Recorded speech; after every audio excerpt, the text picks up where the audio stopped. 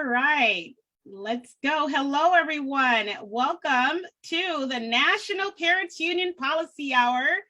And wait, don't leave after that. We have the Ask a Lawyer coming up. And as you see right here is the beautiful Policy Committee of the National Parents Union and our president, Carrie Rodriguez. And so I'm going to go ahead and Carrie has something to say to everyone.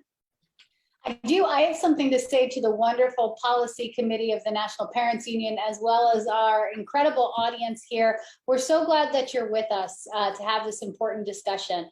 You know, it's our belief at the National Parents Union that parents deserve to have a seat at the policy table, at the political table, at any table where decisions about our children are being made, and that we have critical context and critical things to say about what should be happening in our schools and in our communities.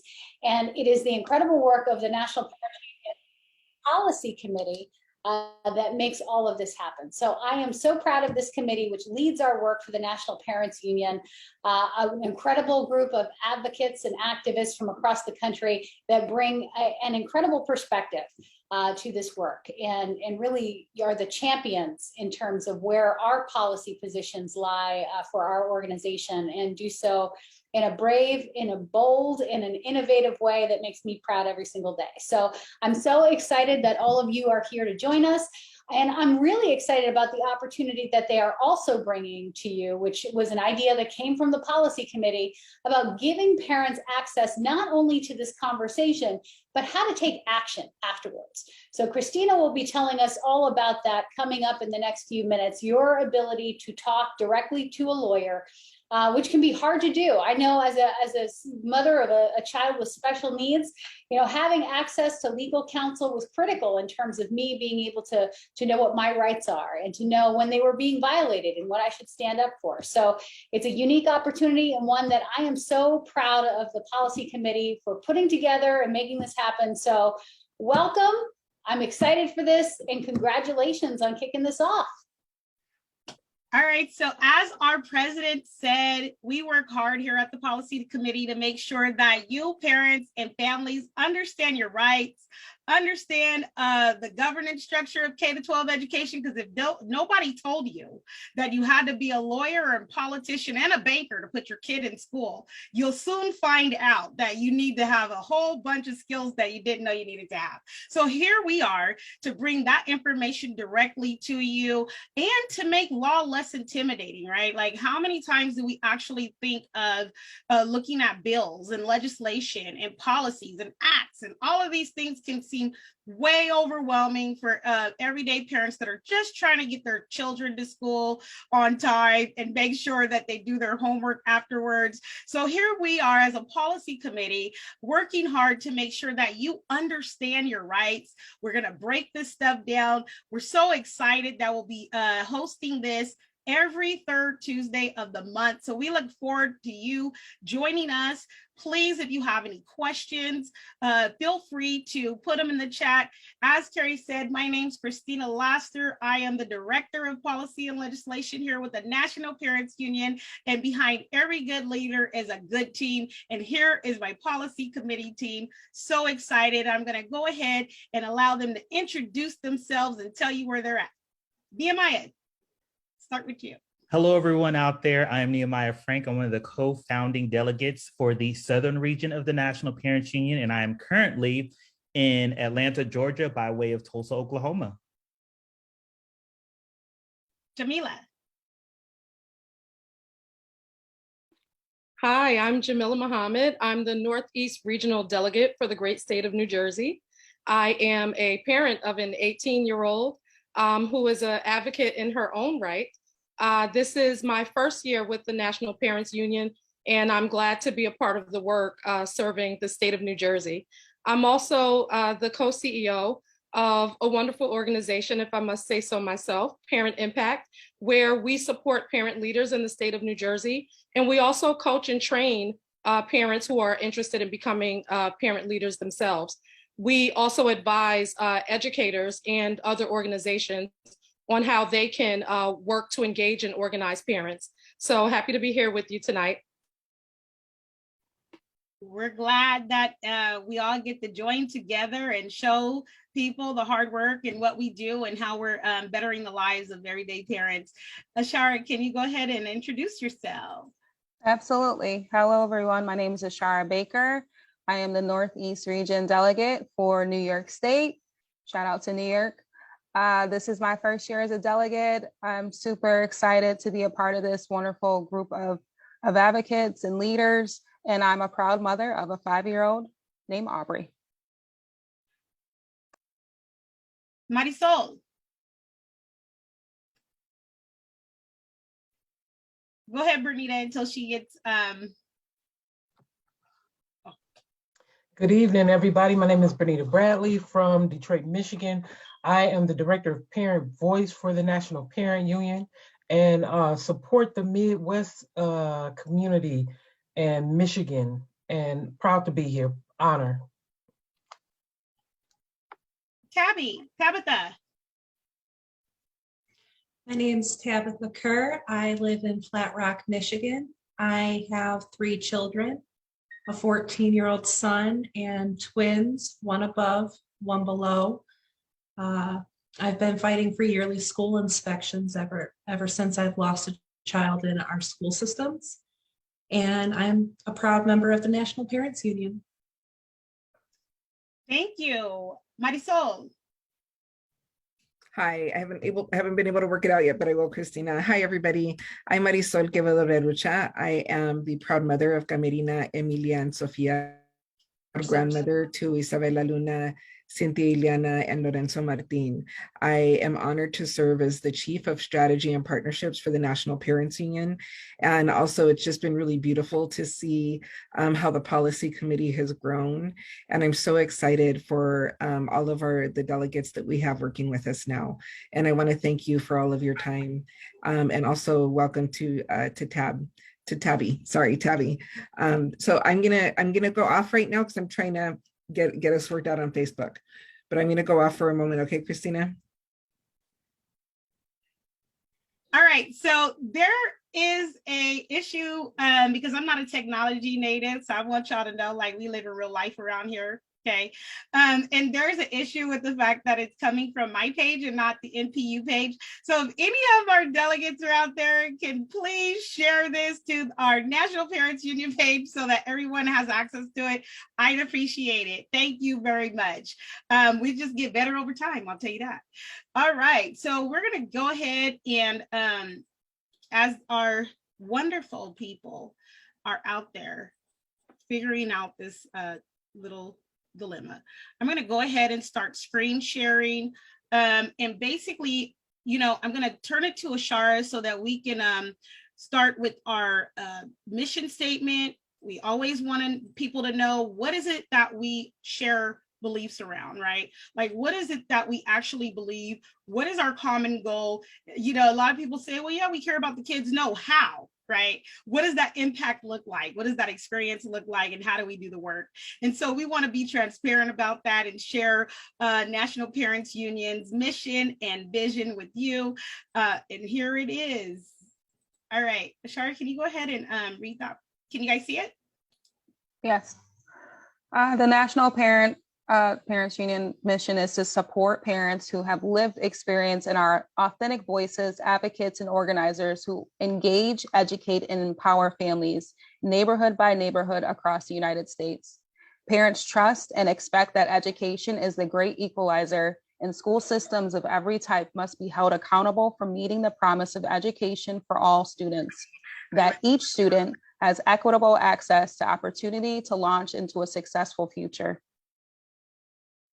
Okay, let's go to, this is our agreements, and this is what we share in each of our meetings so that you guys can understand our process, right? We're saying it's policy committee, but understanding our process and the way that we work together may help you in your meetings and how you work with other people. So Nehemiah, can you read our agreements that we have when we're in meetings, please? Absolutely. These are the NPU agreements. Respect opinions even if you disagree. Listen with an open heart and mind. Respect each person's right to be silent while being culturally supportive. Assume good intent before you judge. Ask for clarification when possible. Use I statements and don't generalize. Establish common ground based on shared experience. Commit to keeping the voices of families and communities at the center of our work, and clearly define communication channels to support and inform each other. Thank you.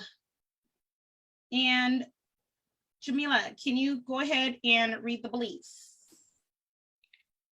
At NPU, we believe our children should always be at the core of our agenda in every decision. We believe there should be liberation, justice, and equity in education for all children. We believe education systems must be transformed to eradicate generational institutions of oppression. We believe families have a powerful voice that should influence educational and political policies and practices at the local, state, and national levels. We believe in order to effect change and strengthen families, we must provide them with the resources and opportunities to develop their talents and share best practices. Thank you. And so, as we said, we are the National Parents Union Policy Committee for 2021-2022. I direct policy and legislation at National Parents Union. And we're just grateful to be able to bring you this on time and relevant hour and discussion about your rights. And so we're going to start off with the roadmap. And so if you guys have not had the opportunity to look at our roadmap, really looking at how to create a civil right to a high quality public education, because we know that sometimes people talk about quality, but the outcomes don't really produce what we would view as quality. And so we need to really be looking at ways to disrupt that generational cyclical pattern of bad outcomes. So, I want to really take you to the site. I like navigating with parents so that you understand like exactly how to find something, right? Sometimes somebody could tell me something and I'll walk away and I'll be searching for it. And I'm like, I don't think I wrote that down right. So I'm going to give you all the links. And as policy committee talks, they're going to give you all the links. You're more than welcome to drop any questions that you have in the chat. Know that if we cannot answer your questions while we're live, we'll definitely email you with an answer. If you put your email address in the chat, we're more than willing, or you can even message us, right? We're out on Facebook. You can message me your questions and policy committee will answer them just in case we don't get to them. Okay, so, all right, here we go. We're going to try this. This is like every time I navigate the web and I'm live, it's like a science experiment, y'all. Okay, so just letting you know that this is. So if you're prepared, I have a hypothesis that it's going to work, but let's see. All right. So for those of you who have not visited our page to see what we're currently working on, like what do they do over there at the National Parents Union? This is definitely where you want to go to find out what our current campaigns are. Look at our polling information. There's a parent toolkit, tells you who we are, right? Find your state's local, find your regional delegate right here. Get involved, right? You can definitely join the National Parents Union and all of those great things right in one place. So I'm going to drop that in the chat, and I want you to be able to have that information and check it out. Here we go. All right, so as you can see, there is this campaigns menu. What you're going to do is you're going to land on the campaigns and you're going to drop down. It's going to give you a drop down menu. You're going to go to education is a civil right. Okay. And here is how do we create a fundamental right to a quality public education right there. Here's a roadmap that talked about the intense process parents and grandparents, us in the policy committee and coalition with community as well, and legislators, lawmakers, constitutional experts, lawyers, you name it, undertook to find ways of creating a fundamental right to a quality public education that puts the interest of their students first. So if you click on this, it's going to take you directly to the roadmap itself. We have a beautiful copy for you right there. Take your time.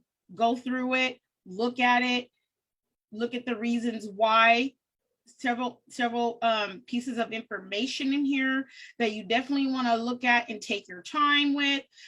This is something that you want to share. And if you have any questions about what is being said in this roadmap, right? Like, what does this mean for me? Definitely want to hear from you all, okay? We make decisions with community and with parents and families, not for and about them or around them. So we definitely want to hear from you on that. And I'm going to show you what else we have, and then I'm going to toss it to the policy committee so they can talk to you about what they have in their state.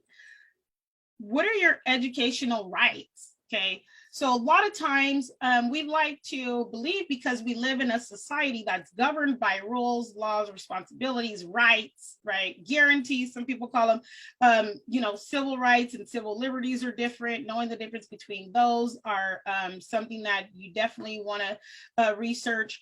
But then our rights and how we interact with government and how government interacts back with us, understanding that. So typically when you hear parents say, well, I have the right to something, it may be a believed right?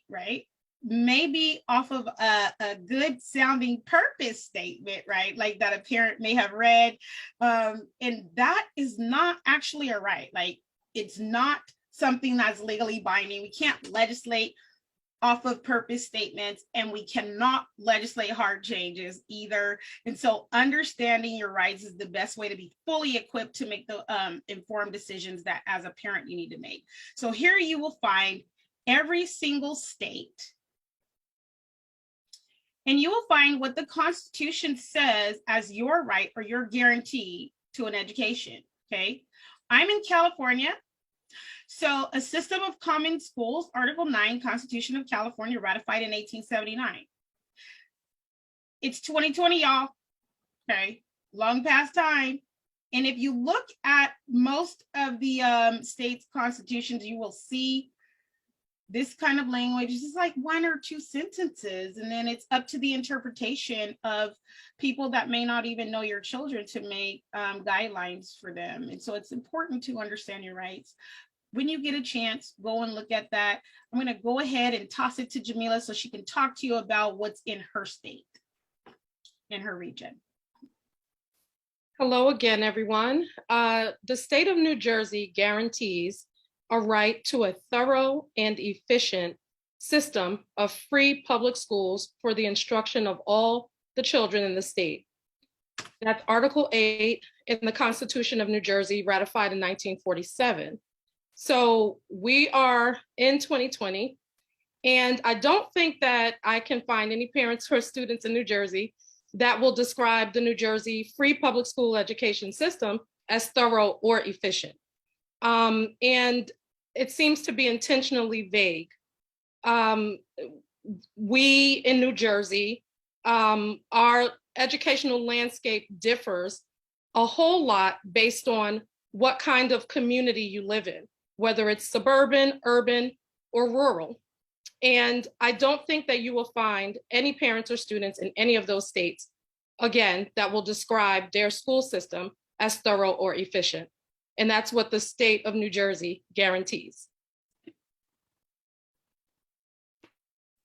You know, I don't like the terminology thorough and efficient. Kind of sounds like moving from the basic blender to the magic bullet, right? Like if we're looking for appliances, definitely thorough and efficient will be good for making that smoothie, but not when we're talking about children. So sounds like a production line to me. Yes. And I don't think that we want our kids in a school system that resembles a production line. No. Right. I mean, yeah, thank you for sharing that. Nehemiah?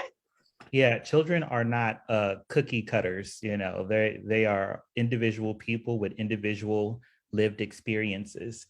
So in Oklahoma, free public schools wherein all the children of the state may be educated, Article 13 of the Constitution of Oklahoma.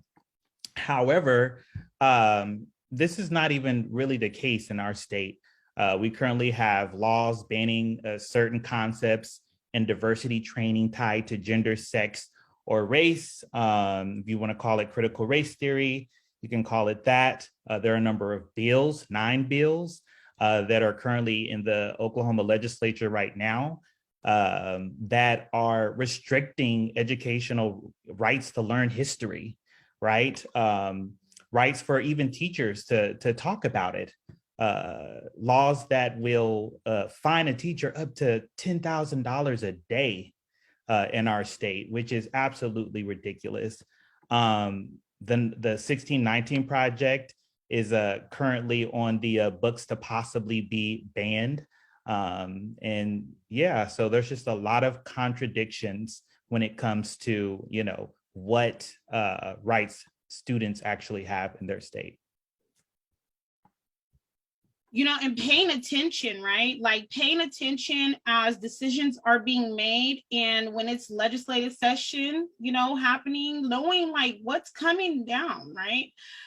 Very important, because they can sneak attack some stuff on parents. I'm telling you, you go to sleep, you wake up, you blink, and there's a whole bill that has been you know, passed, taking away your rights and your freedoms and your voice. Right. And so we have to pay attention and make sure that we're there saying, wait, you know, you can't make decisions about our children. I got grandchildren, so you can't make no decisions about my grandchildren either without our input. That's why it's very important to pay attention to these things. Bernita.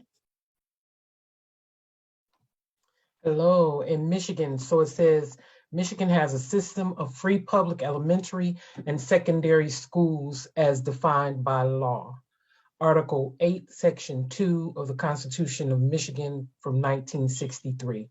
However, I did want to point out, even though we have what they consider to be a free public education and secondary schools in the city of Detroit proper, we literally just got a legal right to a basic education in 2020. So that fight happened under Gary B versus, originally it was called Snyder, and it moved to be Gary B versus Whitmer,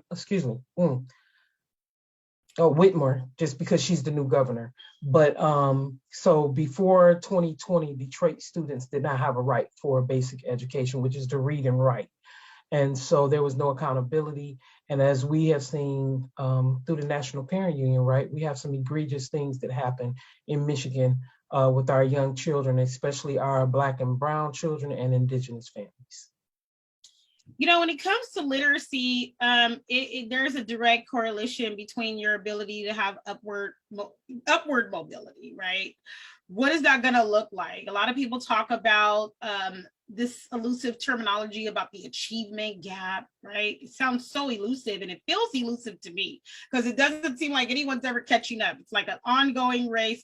As a matter of fact, you know, I was talking to a good mentor of mine. They were like, that's not a gap, that's an ocean. Quit calling it that, right? So we definitely are real and authentic about what we're naming, so that we can attack it or either celebrate it, right? We don't want those elusive terms that parents don't quite understand and can't quite put their finger on what the source of that is and how to really, you know, battle if it's something that's harming their child. So really paying attention to your state's literacy rates. And I know data just came out with the national statistics, and it was sad, y'all. Just gonna let you know. So we're gonna give a moment of silence. And then, you know, so after that, what are we gonna do, right? We can be sad for a minute. Malcolm X said we'll change our condition when we're angry enough, right? Being sad is not going to help. So be paying attention to this stuff. Like Nehemiah said, there was a whole slew of bills that just came back to back to back to back, right? Parents were probably not prepared or didn't know who to reach out to and what to do, right? And so you have to move beyond your common battleground of just talking to your child's teacher and really understand what that legislative advocacy process looks like and where you fit in on that. And even after you do that, I always admonish you to, after you get all of that information and know what you're doing, run for school board, run for city council. If not you, what, then who, right? You're a citizen and a community member, a parent, a grandparent. You have access to be on that in those seats as well, county supervisor, whatever that may be, and just keep on going. Speak up for your community in various ways, and that is a mode of advocacy. Ashara, can you please share with us? Absolutely. And if you're not sitting at the table, then you just may be served up on the menu.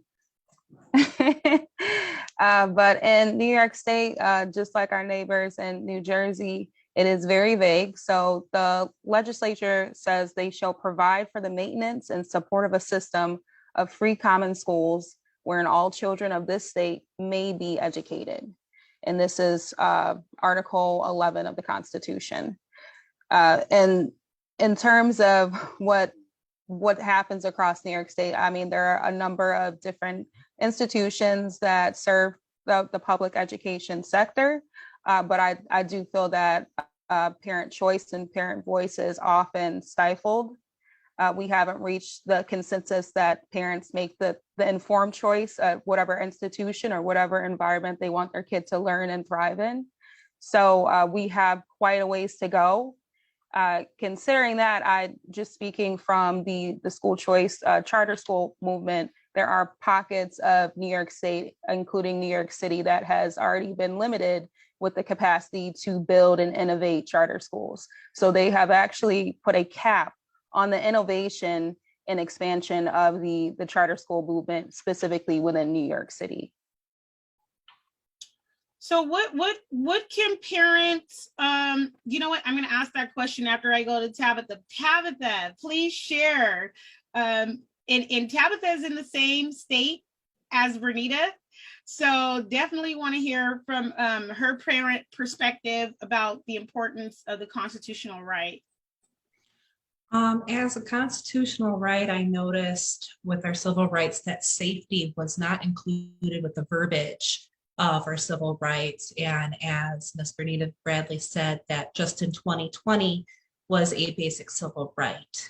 And not many people know this quite yet, but many schools in Michigan and Detroit are about to be shut down. And there are a lot of families that are confused, that aren't getting the information that they need. Why is the infrastructure so bad? What is the dangers of sending our kids to school in that infrastructure? How is the infrastructure relating to the mental health of our schools? If something looks dilapidated and cracked and withering, are you going to work that hard? Are you going to, if it's not being shown to you that you matter, are you going to act like it matters? And, another issue here is when the event of these schools being shut down, what will be the resources and the activities going to be provided to these schools in Detroit, where we have already seen with COVID throughout the United States, because there was no support system, people are going out of the school system to find support to educate their children. What are the families in Detroit going to have to rely on when their education system will no longer be there? That's true. And you know what? We have an epic campaign, y'all, holding accountability behind what's going on, right? Looking at the way that funding mechanisms and ESSER funds were spent, right? And making sure that parents understand what it is that's happening at the board meeting, right? How can I advocate for my rights and make sure that funding allocations are being used for their intended purpose? Like, nobody should be putting in a new jacuzzi in the staff lounge to take, and say it's for therapeutic purposes. You guys, listen, I've heard it all, okay? And when I say I've heard it all, I've heard it all. Like, you do not need that massage chair in your staff lounge to make sure that people aren't tense during the day. No, you're not using the funds for that, right? We would all love to have that definitely in our homes. And we can utilize our own money for that, but that is not the intended purpose of educational recovery dollars. So making sure that we are paying attention even to the fine line, listening in conversations and being involved, and then holding accountability behind that funding. So check out that EPIC campaign. And then again, you might be inspired to run for school board. All right, so Marisol, if you want to share. Okay, I think we're having some technical difficulties that started with me. So I will go ahead and turn it back to Jamila to talk about what people, parents, community members, look, you don't have to be a parent or a grandparent to care about the quality of education in your neighborhood, okay? That quality of education is linked to your property value, right? Okay. If you, and linked to who your community is going to be promoted and marketed and advertised to, right? And so be thinking about that. A lot of people say, well, I don't have kids. My kids made it through school a long time ago. Well, are you a homeowner? We like homeowners because it is linked to your property value. You need to understand how low scores and outcomes can create community and social woes that we all have to pay for, right? And then also not to get hoodwinked or bamboozled, right? Like you don't want to be tricked into signing a contract. So you don't want to be tricked into agreeing with anything that the government does just because they're the government. So understanding your rights is very essential. And I'm going to go ahead and turn it to Jamila so she can talk about what is happening currently in her region. Thank you. In New Jersey, one of the top priorities for parents continues to be transparency in how funds are spent. So parents are very interested in the ARP ESSER funding. Our landscape in New Jersey, we've been through so many stages. We've been through the storming, we've been through the informing, where advocacy groups like my own have gone out and educated parents. And now we're kind of in a stage of norming where parents are getting involved in policy actions. Parents are testifying and in state budget meetings, at state board meetings, and in other types of public hearings. So parents continue to be very, very concerned with how funds are spent in New Jersey, and it continues to be a lack of transparency in sharing that information with parents.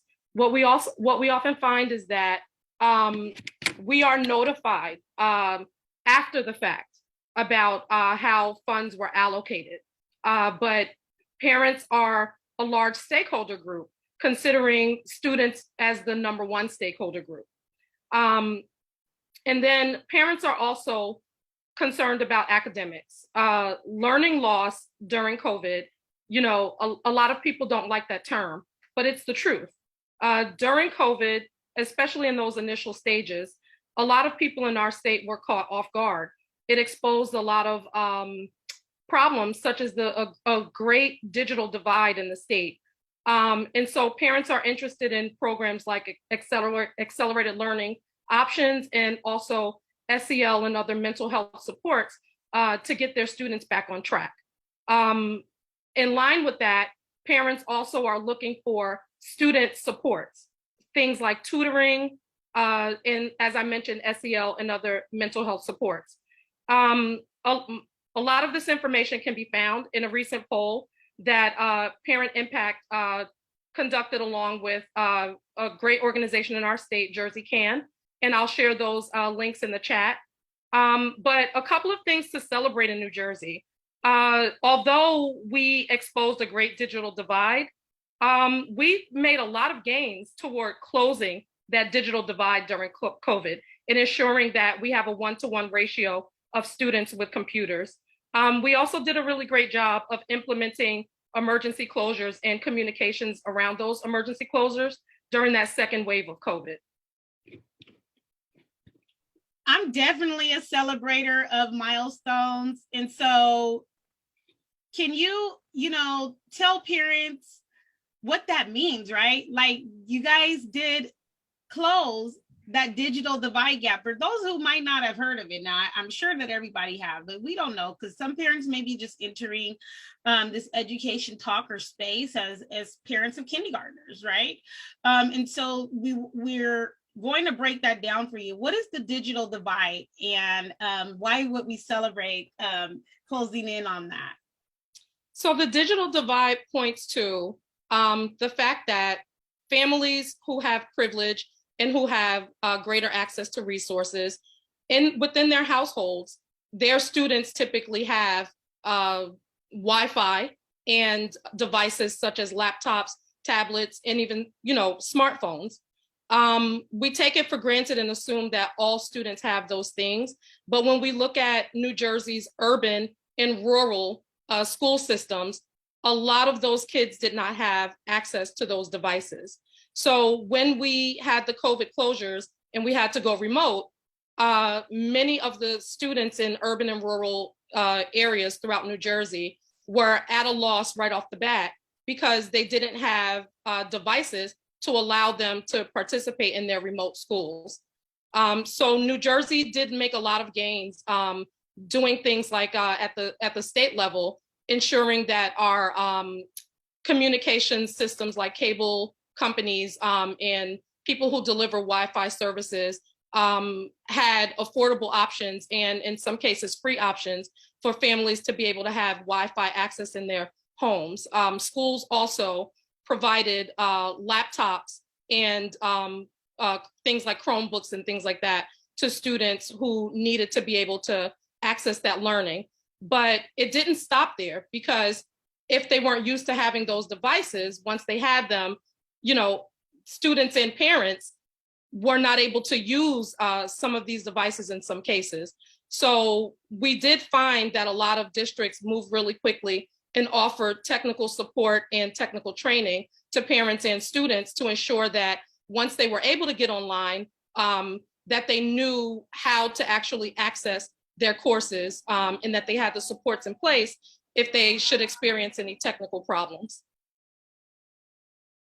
Right. And that situation is so important, right? If you have to access your learning, which we're in an ever changing and ever increasingly progressive, changing technological society, right?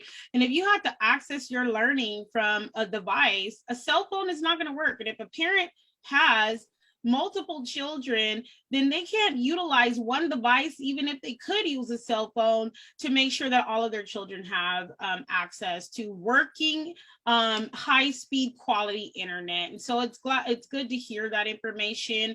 I'm going to go ahead and go to Ashara. Give us an update about your state. So one thing I know it's plaguing a lot of different states, but recently there's just been a huge uptick in gun-related incidents.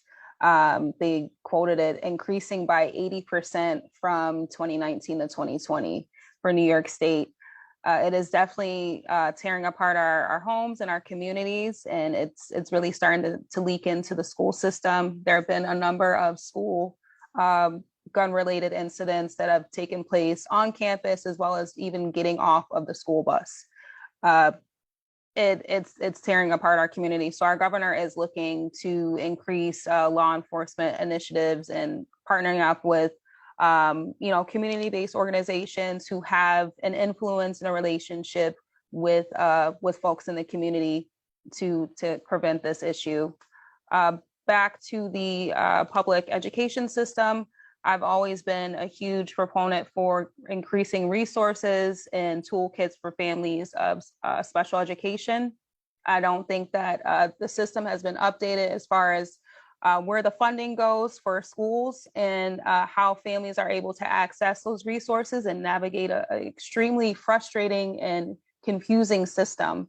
If you have, I'm a first-time parent, I have a 5-year-old, but I've had the privilege of working with a number of families who are, waiting for a CSE chair committee meeting to take place, and their child hasn't even been evaluated, and they're like 6 months into the school year. So our kids are sitting ducks waiting to receive services, waiting to receive the support that they need to be able to learn and thrive in the environment. So I definitely think that New York State is a little behind the ball when it comes to that. But I do want to highlight a great celebration, a great milestone. As any other state, I know that everyone's been hit with transportation woes, whether it's shortage with staff or just the logistics of folks who move in and out of different communities. But specifically in my hometown, we had a local Board of Education recommendation that would have impacted nearly 4,000 or 5,000 families who were attending programs outside of the district. So it could have been a charter, a private school, urban suburban program. A local recommendation from the local school board was getting ready to pass a resolution that would eliminate transportation for programs outside of the district. I personally worked with all of those families in a number of capacities. We used a number of tactics, including attending board meetings, giving testimonials, writing op-eds, getting on the media, and we were able to reverse that recommendation. So we have thousands of families that will continue to have their safe transportation so they can get to their school. So there are wins, and we have to learn how to celebrate and embrace the wins, because we know that the road to advocacy, there's a lot of ups and downs. And we have a lot of work to do, right? Like, so we celebrate the milestones, and then, you know, be careful not to have battle fatigue. And so parents, I know that transportation issues are huge, right? And they won that one, but they were aware that there was a resolution, okay? And that's the value of making sure that you stay up to date with what's happening currently, because you don't want to wait until you get a automated call. Sorry, transportation ends on Friday. You won't have no way to school. And you got to figure it out over the weekend, right? And you don't want to wait and then say, for instance, you didn't get that automated call, right? And they send a letter or something, and your child's at the bus stop, and you're like, what happened? The bus didn't come. Oh, you didn't know? We canceled buses. So that, you know, kind of paying attention to what's happening is vital to making sure that your child has everything that they need to thrive. Tabitha. Yes. Your turn. Milestones. I believe you are a milestone. For a while, I've been advocating pretty much by myself, showing up by myself in Lansing. I'll have a few people that'll come, of course, but I believe the National Parents Union has been my milestone. I know I've been extremely exhausted. I do a lot of research on my own. I do as much as I possibly can. And as you said, the fatigue to it is devastating. And because I found the National Parents Union, that has actually decreased. So the support that I get from the National Parents Union has actually been my milestone. Thank you. Do you want to share any information about what's happening currently, or things other than what you showed earlier that parents should be particularly paying attention to in your state? Definitely check your school inspection records if you have an early learning child care center in your schools. Currently, you cannot check your inspection records if there is not an early learning education center in your school. There is no database, complete database, analyzing our children's injuries and deaths in our schools. Our education system in Michigan has governmental immunity. Our schools are not required to be safe inside the building, just outside, or just the building itself, which our Michigan infrastructure grade is D+, along with nationwide. So this is a double standard, which begs the question, do our children have the right to come home after school from which they came? So for those of you that don't know, Tabitha has shared that information in the chat. And as you can see behind her is Liliana's law that she's been advocating for quite some time due to an unfortunate occurrence that happened while her young child was at school and was crushed by a table and never made it back home. And so it is that important, y'all, to know where this information is and how to be able to check the safety of schools, right? God forbid any children are lost because of faulty equipment or old stuff or even lead, okay? Asbestos, things like that. These are very important to make sure that you understand your school's maintenance, inspection, and review. And if they don't have one, advocate for it, right? Like that to me is an essential, even if we were to go off of Maslow's hierarchy, right? Safety, right? If my child is not safe with you, you're not keeping them. But a lot of parents, unfortunately, don't find out that they weren't safe until after the fact. And so anyone that wants to, that's in the state of Michigan and that definitely wants to hear more about that, safety, maintenance, infrastructure, having the information in one place, reach out to Tabitha, offer your support. If you want to legislate, we advocate with her, right? Join in. That's what we do. We join in coalition and we have each other's backs when it comes to what's happening with our children. So she definitely needs support to get through to the legislature and get those safety protocols in place and functioning the way that they should be functioning to keep all of our babies safe, y'all. All right. Nehemiah. All right, so since we're talking about milestones, I want to start off talking about our parent poll. So last year, NPU put out a parent poll that said that 65% of parents were concerned that the pandemic had heavily impacted their child's mental health. And I mean, it's impacted everyone's mental health, from the teachers, administrators, and even to the parents.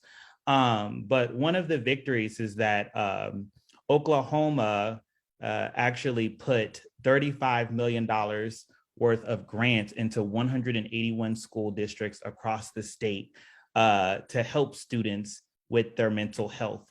The Oklahoma School Counselor Corps grant provided funding for both inner city and rural schools to hire additional school counselors. And actually, I interviewed one of the principals in my community of North Tulsa, which is a Title I school, and they said that those funds were making a positive impact as far as, like, you know, students being able to deal with their, like, students who were dealing with behavioral issues. And so that funding, the $35 million, actually came from the Biden administration, which was $122 billion of federal dollars that was allocated for school districts across the country. I might have to go to Oklahoma. See, that's inspiration. That's the only thing that we're doing right, though. So, you know, what's the challenge though right now? Like, just. I think the challenge is, and I had mentioned this earlier today in another meeting that I had with some other NPU members, is that parents are still, and I'm pretty sure everyone could probably relate in school districts across the country, is that, you know, parents are still concerned that their kids are behind. You know, even the teachers are saying that, oh, you know, we have sixth graders who are still performing at a fourth grade level. We have third graders who should still, you know, be in first grade. Eighth graders who should still be in sixth grade. So this lag of education, of not being prepared, is a huge problem. That, and of course, the anti, you know, we don't want to teach history bills. Thank you, Bernita.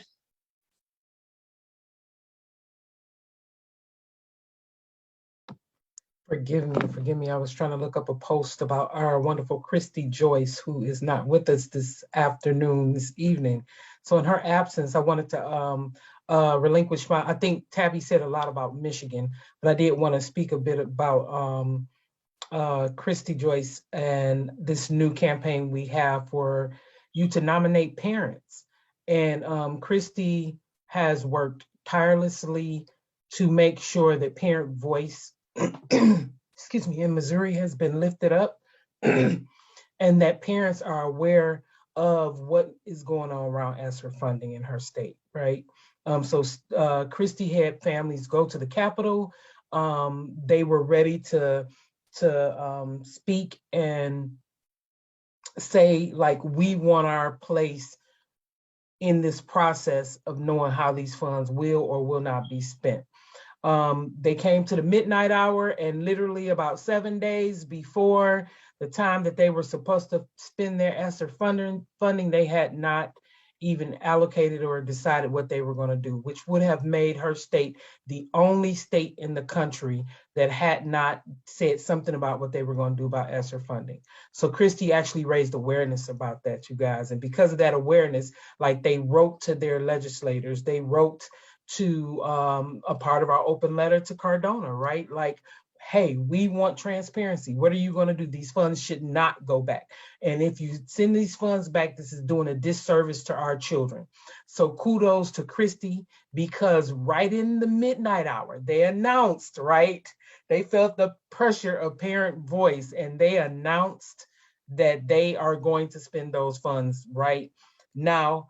They know that Christy's watching, and they know that other parents are watching because Christy raised their voice. So now we're going to see over these next couple of months how those funds will be spent, and make sure that they're spent right. So kudos to Christy Joyce. So I'll relinquish my time to her for that. And by the way, if you have any other parents that you would like to nominate, right? Like, we nominated our very own Christy Joyce, but we want to nominate some of those families who are boots on the ground that nobody ever hears about, right? Those quiet thunders on your block, those grandmamas, those community aunties and uncles who are like, our babies matter, and if you hurt them, we are coming for you, right? And I have created this safe space for our children to exist, and we acknowledge that they are not just our future, but they are the now, and what we do now impacts them. So if you would like to nominate some of them, I will leave a link in the chat for you to nominate those families. So thank you. Thank you to Christy Joyce also. Yeah, shout out to Christy, just, part of our policy committee. Definitely proud of all of the work that she's doing with parents. Definitely, happy and excited about all of our ongoing work and legislative advocacy. So I want to just go ahead and ask each of you, what should parents know? Like, what can they do today, right? If you were just to give one suggestion about what a parent can do today to get more information, just to be activated in a different way. We don't know what level of advocacy or activism people are willing to go to. And so one suggestion that could help someone out, please go ahead and share that. I'm gonna let Jamila go first. Thank you. I have a long list, so it's hard to think of just one thing. But starting at the earliest level, I would say ask questions. Find out if your school has a parent organization, and ask those questions. If your school doesn't have a parent organization, ask to speak with, schedule an appointment with your school leader to ask about how funds are spent. Also ask to meet with members of your board, whether it's your district or if it's a charter school. Charter schools have their own boards, but ask to have an audience with the board. Ask questions. And if you don't have an organization that welcomes you, because I know some parents try to join councils and they're not very welcome there, reach out to National Parents Union. I'm gonna say it like my kids say, we coming in clutch, okay? So y'all go on ahead and reach out, and we got your back, because it's never okay to eliminate or exclude a parent just because they're not in alignment with that uniform parent kind of stuff, right? Like parents should be able to be diplomatic and collaborate effectively, be supported in that, be heard from. You know, what I like to say is typically when I find one that is the squeaky wheel, come on, you coming with me, because we're gonna bring some action, right? Because it's important. All decisions require the look of in the perspective and the experience of every single parent that can possibly give that experience to make education better for all of our children. So thank you for sharing that. Ashara, can you go ahead? Can I say real quick? I forgot to mention, if you don't know what questions to ask, we shared a link for the National Parents Union EPIC campaign, and they have a list of great questions that you can ask, and also toolkits that can help you. If you don't already have a parent organization in your school, we can help you start one. Yes, definitely. All right, Ashara, can you go ahead and give your suggestion? And Jamila took them all. I'm kidding. I'm gonna, two parts. The first part, for any elected official, I even had to coach myself through this. These are folks that we take the time out to vote in. We give them the power to make decisions on our behalf. That is not permanent power. So if you don't like the way that the direction's going, you don't like decisions being made, then we have the power to exercise that right and vote in a person who can do the work for us, who's going to advocate on our behalf and make decisions that align with our values. So don't get it twisted. Elected officials are human just like us. They're mothers, their fathers, grandfathers. So watch them and hold them accountable. The second thing that folks can do just in New York State, if you want to look at any district, any charter school, any school in the New York State Education Department, you can go to data.nicid.gov. They have an entire catalog of school report cards, and they report math scores, ELA scores, they report attendance. It's all there. So if you want to know about your neighborhood school, you want to know about the school that your kid may go to next year, if you're getting ready for kindergarten, you want to look into programs, check it out. And one thing that I can say, like, if you don't understand what you're looking at, YouTube University works, y'all. I'm telling you, I learned how to do Bantu knots and everything on YouTube University. So you might want to see, like, do they have a tutorial? Since things have shifted to a more digital era, a lot of people have their content on podcasts or YouTube. So utilize those platforms to gain information and knowledge, but be careful. Like, I don't want you to be going on there like, ask a pediatrician and your child has a fever, right? Like, I want you to go ahead and do what you need. Some people do, like, they're just, learning, and that's okay. Learning as we are growing in our parenting, and all of that. And sometimes we make mistakes, but we learn and we practice until we master. No one's going to be perfect, y'all. No one's going to be perfect. And that's why we are in strong unity and coalition to help bring forth a relevant on-time information. Nehemiah. Yeah, so we started NPU in 2020 with a bang. We are all about disrupting, and we met in New Orleans. We literally shut down the French quarters, and we were very loud and unapologetic about that. And that's one of the things I like about NPU. And so Jamila had mentioned that we have a toolkit, and within that toolkit, it teaches you how to have a successful rally. I am a firm believer of not of voting people out, but some people like to be there. And if you're in a school district where the person is seated for 4, 5, or 6 years, the kids are already moving on to the next level. They might even graduate out of high school at that point. And so know that you have the right to shut it down.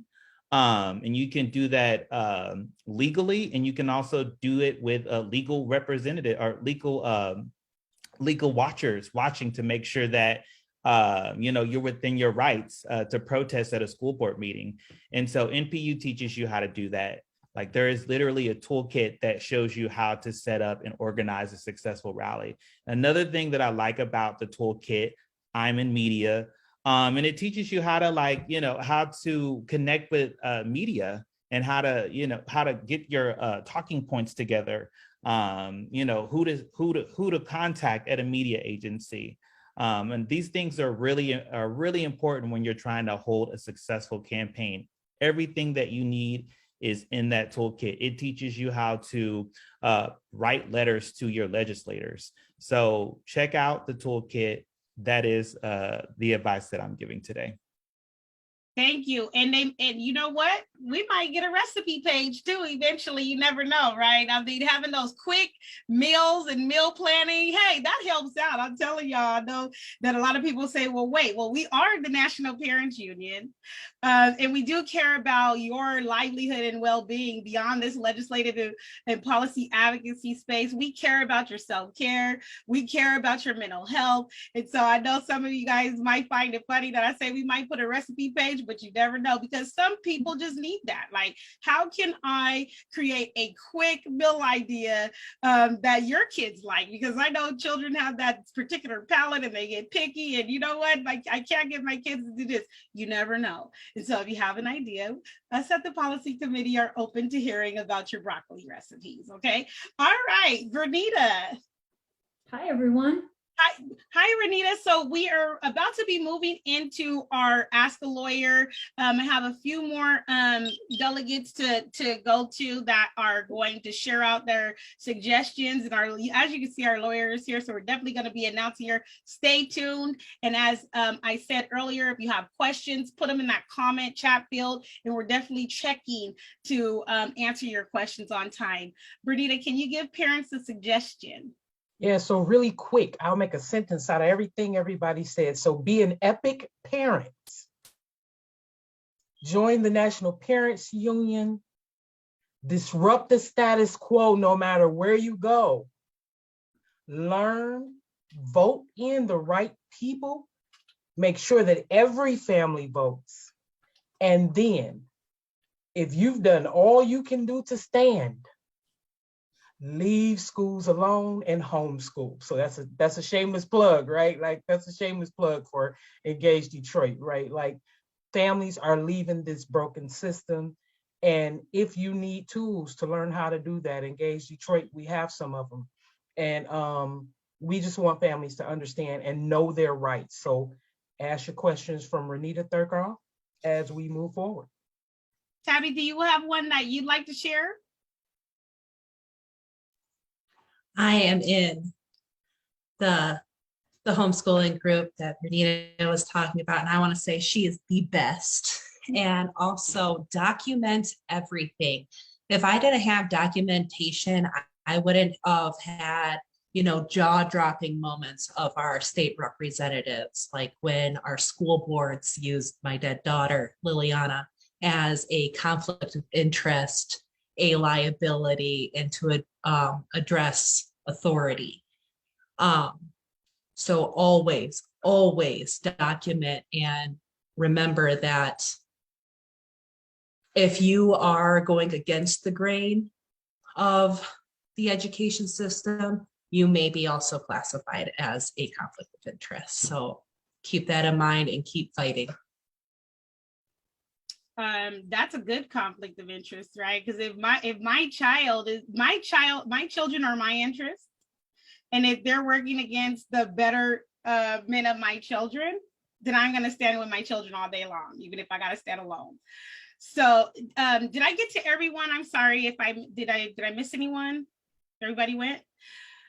All right. So my advice is never leave your child in a failing school. Okay. I want you to be paying attention to those symptoms, right? A lot of children don't have the words to verbalize what they're experiencing in a toxic environment, like schools that may be mistreating them, or they may be being bullied, or they may, your child may be too young to verbalize that. And by the time they tell you, hey, I remember back when, you're going to be like, why didn't you tell me? Well, then they probably didn't have all the words to be able to do that.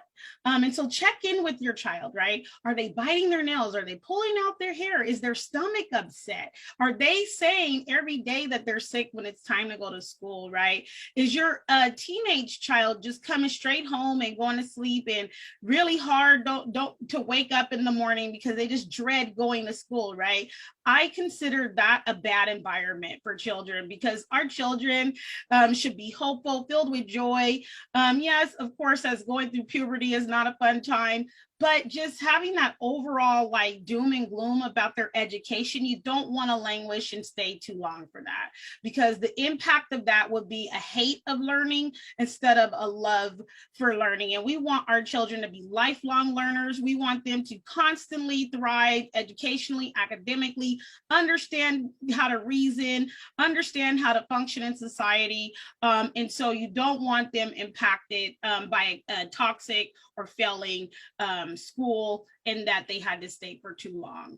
With that being said, we're moving into our Ask a Lawyer. And as you can see, we have Renita Thurkel here. And I will let her introduce herself, but I want to just read a little bit of her bio. And so in addition to being a partner at Civil Rights Solutions, Renita serves as the Senior National Legal Advisor at the National Alliance for Public Charter Schools. In these roles, she leads and grows a national network of charter school attorneys known as the Alliance of Public Charter School Attorneys. That's a great name. And so, see, I lost my space. That's why I get for playing too much. The Alliance of Public Charter School Attorneys provides technical assistance and training to charter school operators, authorizers, attorneys, and advocates seeking to improve school-level civil rights policies and practices, addresses fiscal equity and labor issues, confronting charter schools, provides litigation and strategic assistance to state partners considering litigation, got my grandma eyes on y'all, and supports charter school advocates and operators seeking to improve their regulatory and authorizing environments. Prior to this work, she served as the policy director at the Louisiana Association of Public Charter Schools and the director of policy and advocacy at New Schools for New Orleans. Renita earned her bachelor's from Stanford University and her JD from Yale Law School. She taught junior high school math in Los Altos, California. Before attending law school, she served as a public defender for over 6 years in New York City before joining the charter school community. Welcome, Renita. Thank you so much. That was a mouthful. That was very kind of you to read all of that. As you can see, most of my work focuses on the charter school space for the last 15 or so years.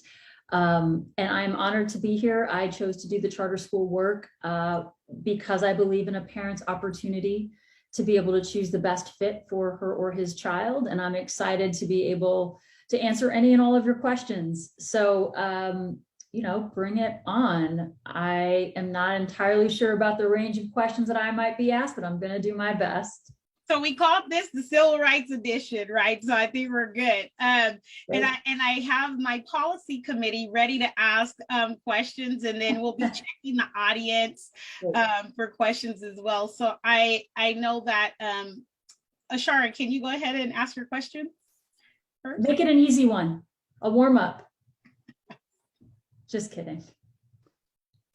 I'm trying to find the document now. It was a specific SPED question, but I guess just to kick it off, can you just give an overview of, and I'm representing New York State, but just an overview of what parental rights families have around special education as far as documentation, as far as requesting chair committee meetings? What are our parents' rights? Honestly, you guys are going to probably be closer to those rights and responsibilities than I am. As someone who works a little bit more removed from the IEP setting, I wouldn't be able to kind of answer that as thoroughly as probably any of you might be able to. So I welcome it to be a dialogue. Please jump in if you want to add anything. Right. So IDEA certainly lays out all of the rights that parents have to participate in shaping the kinds of services that their children receive pursuant to an IEP, right? You get to participate in the meetings, you get to have dialogue about the kinds and types of services. You can have conversations about changes of placement if you want them, or if the school decides to try. There are two general types of engagement. One is where it's collaborative and parents and school leadership and district leadership are working together. But often or sometimes that breaks down and it becomes less of a collaborative problem solving experience, and it can become more contentious and adversarial.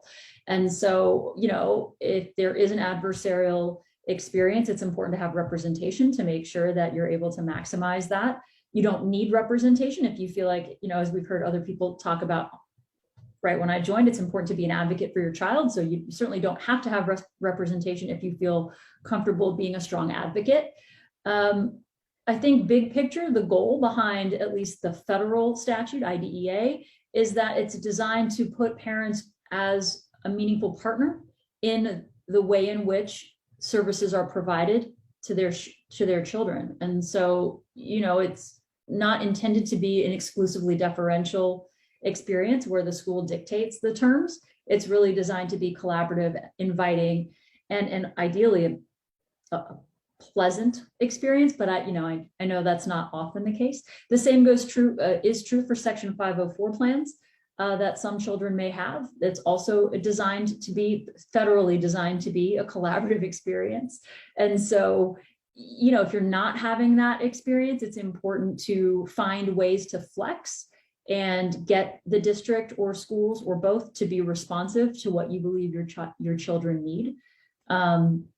Then there are always going to be state level roles and responsibilities laid out in statute and sometimes policy. So as a parent, you're going to want to understand both what the federal statutes, primarily IDEA and Section 504 of the Rehabilitation Act, and then your state statutes provide for. It sounds complicated, and it can certainly feel that way, but there's supposed to be resources on a lot of different websites, right? You can try to Google it. You can even go to your state Board of Ed webpage, and they should have easily digestible information. I know it doesn't sound like it's going to be easily digestible, but it's supposed to be. And, there are offices at both state departments of ed as well as at the federal level that are designed to provide technical assistance and for parents. And even though it can feel like a very hard system to navigate, encourage you to try.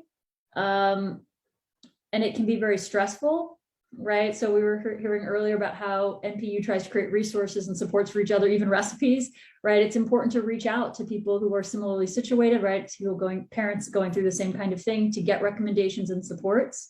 It can be a very stressful experience, especially when you feel like your children's futures are just hanging in the balance and you're not getting what you need, or you don't even understand. So look for the resources. There are a lot of advocacy organizations that try to provide resources. Sometimes it can feel like it's too much. So finding a trusted source is also really important. So that's probably in some ways a long answer, but also kind of a shallow answer. I didn't give you like a ton of specifics. But just know that the parent's role is prime to the whole experience of designing a 504 plan and receiving services under it, as well as with an IEP and receiving services under it. So I do want to chime in there. And one last thing, I'm sorry, I didn't finish. I think sometimes also it can feel like parents are being asked to waive their rights at different points in the process, and you don't need to do that. So I think it's important to always ask, whenever you're in a situation, you're trying to understand at the beginning of the situation what the intended role for the parent is supposed to be, right? When you walk into an IEP meeting or when your child's getting evaluated, right? You can ask questions about what is my role here? What do you want my role to be? And then you can cross-reference that answer with the materials that should be available in those various contexts that we're discussing. And you just want to be clear, aware for yourself that there's not a situation where their districts or schools are trying to ask you to waive your rights. That's something that you can sometimes anyone can unknowingly step into, and that's never something as a lawyer that we want to see happen. Sorry, Christina, I didn't mean to cut you off or interrupt you. That's okay. That's okay. So one thing that I definitely advise new parents to do is to have their team balanced with people that they know, right?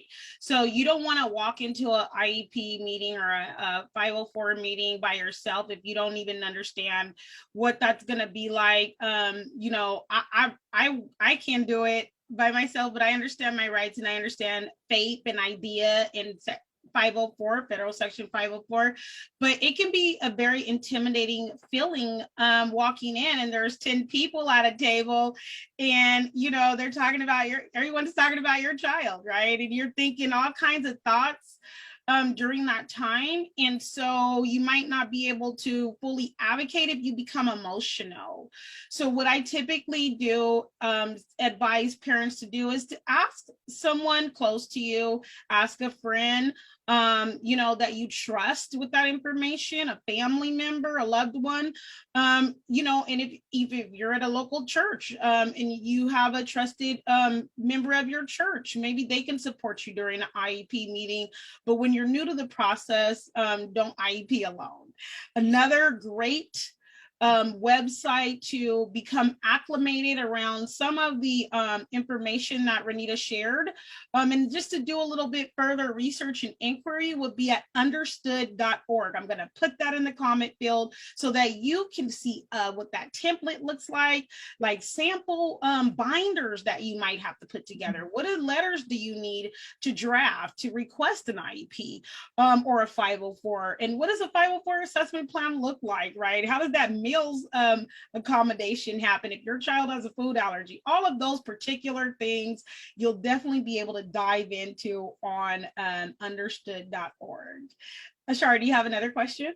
Sorry, I wanted to just add something to Christina, your point, and it picks up on something Tabitha said earlier, the importance of documenting, right? The idea of having a binder that captures all the things that you're creating and that you're sharing with the school and the district, and just in general, always having written down what you heard in response, what you did in response. It can feel like, oh God, what a pain. Like, why do I have to be so like every time? But I can tell you as a lawyer, one of the first things I always ask is, what's the timeline? Who did what, when? What do you have to prove it? And having to go back and like put together emails and things, certainly that's what people do or could do, right? A lot of times everything is documented these days, but it's much easier if it's written as you go. It'll be more thorough. You'll maybe write details down, your impressions of something, right? That can always remind you of what it was like. Whereas if you do it based on what you remember, or when things are very stressful, you know, it's not as thorough, or it's just not, it can be even scarier at that point. So if you just do it step by step, as methodically as possible, spend 5 minutes, you know, it doesn't have to be a lot of time, but as long as you do it after every encounter, I think it can be really, really useful. And, you know, the other side of that is because I'm often on the side of the schools, right? So not necessarily like I'm walking in and I'm involved in a, you know, people in my situation, right, are involved in cases where there's a disagreement between parents and schools, right? And sometimes the parents want more or different than what the school is providing. And so if you just think about a parent's leverage, if you walk in with a binder and a thick timeline, right, that sends a message, right? I know what my rights are. I've been doing this whole time. I need these things. I asked it for 4 separate times on these dates. This is what I was told. Like at some point, you're just going to shut down any interest in not opposing you, right? Like they're going to just, the other side just generally is going to be like, okay, we should just try to figure this out. Maybe they'll say, well, we see it differently, or we disagree, and that's okay, right? Those things happen, and then you can deal with it, but at least you're coming as strongly armed as possible, and you don't have to take anyone else's word for it. But the impression is incredibly important, and I'll just share a personal story. My niece has a Section 504 plan. She's in kindergarten, and my sister and I did exactly what Christina mentioned. Like, she didn't go alone into the meeting. I was kind of there virtually, you know, on mute or whatever, but I'm like listening. And my sister had to come up with a series of recommendations, because what the district wanted to do is to like provide an alternative accommodation that had my niece out of school. And my sister's like, that's not an accommodation, right? Like that's a relinquishment of your obligation. And so by having like a clear plan about what she wanted and why she wanted it, I think it had two benefits. One, she got what she felt like her daughter needed. And two, the district knew that they were going to have to take her seriously, right? It wasn't a matter of like, oh, this is a kindergartner parent who may not know what she's entitled to. It was like, oh, she came ready. And so I thought it was very important that my sister set that tone early, because my niece is going to be at that school and have varying needs under her Section 504 plan, right? I mean, certainly at that school until she's at the end of 5th grade. And so we needed to set the tone early that we're not messing around. And so I just encourage you guys to like, it's real, like less is not more. Like in this instance, less is not more. So anyway, sorry, I probably got off on a tangent, but I just wanted to kind of emphasize what Tabitha said about the importance of documentation. And I love the idea of binders. Walking in there with some binders is like pretty powerful. Yes. And you know what? You said they recognize that you're ready, right? You're taken seriously. So I'll tell y'all stay ready. You don't have to get ready. That binder is going to be essential. Even if you come to National Parents Union Policy Committee and say, hey, I have a situation I need help with regarding the violation of my rights. We decide based on the evidence and information that you kept, right? Other than that, it's hearsay. It didn't happen. Stop accepting verbal contracts for IEPs and 504s. It does not help you. I have parents who contact me, and for 3 years they had a quote unquote verbal IEP. That's not legal. That doesn't happen. So someone's lying, and it's we need to check that out. And do you have any email correspondence about that? Because that is definitely not something that is legally binding, and definitely is illegal. So make sure you even keep those email correspondences. They may come in handy for someone that represents the school or the district said something to you in an email. That creates a timeline, right? And IEPs are guided by timeframes. And so definitely look at that website that I put in and be paying attention to that. Bernita, do you have a question? Yes. So speaking of legal situations, so can you speak a little bit more to the fact of, although parents may have binders, we have some parents who, our kids are like precious to us, but they think every situation is bound for like a legal action, like that it may end up in a lawsuit. And we want to be totally clear in our advocacy that every situation may not end up in a lawsuit, right? And so can you speak a little bit to that, to kind of, because some parents are afraid of a lawsuit, so they're afraid to say something, but then some parents are expecting a lawsuit, and we want parents to understand that every situation won't end up in a lawsuit. That's an excellent question, Bernita. I'm so glad you raised it, because it's not just parents who sometimes want lawsuits, right? I work with, like, as my bio reads, I work a lot in the charter school space, and there are school leaders who want more funding or who want different outcomes under state statutes, and they want lawsuits, right? And so the idea to use the law as a way to get your remedy is very understandable, right? You think that's the whole point, right? It's an adversarial system. I want something, I'm going to sue if I'm not getting it. And so I get why there's a lot of inquiry and interest in using the courts, right? I'm a lawyer, and in large part a civil rights lawyer, for those reasons. But to your point, not every situation has a legal remedy, and that can be very frustrating, right? And it's not just parents in that situation, it's anyone who wants to use the law. Everyone, right? The first thing that a lawyer will ask is, what is the theory, right? What is the legal claim? And a legal claim is a very specific thing that is set up under state statute, or sometimes in constitutional law, and also sometimes in case law, right? So it's a very specific thing, and they're required in order to file what's called a complaint. Like, you can't just have a grievance.